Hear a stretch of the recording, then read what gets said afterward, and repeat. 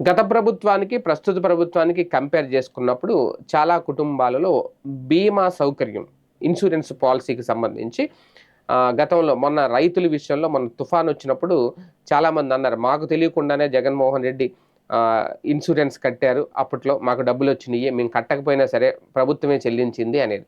ఇప్పుడు ఆ ఇన్సూరెన్స్ రాక చాలామంది రైతులు బాధపడ్డారు మొన్న వచ్చిన తుఫాన్ కారణంగా.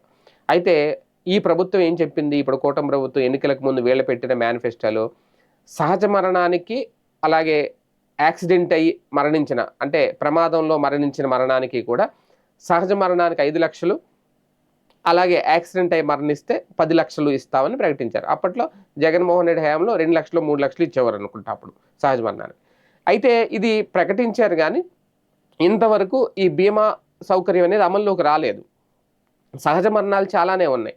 అలాగే రోడ్డు ప్రమాద మరణాలు కూడా చాలానే ఉన్నాయి. వాళ్ళకుండే ఇన్సూరెన్స్‌లు, పాలిసీలు, ప్రైవేట్ ఇన్సూరెన్స్‌లు అయి వేరు.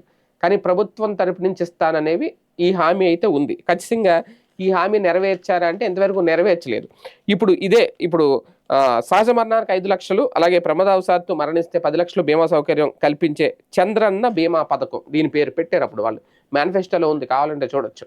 ఆ చంద్రన్న బీమా పథకం అనే ఇదేదైతే ఉందో అది ఇప్పటివరకు అమలైందంటే అమలవ్వలేదు.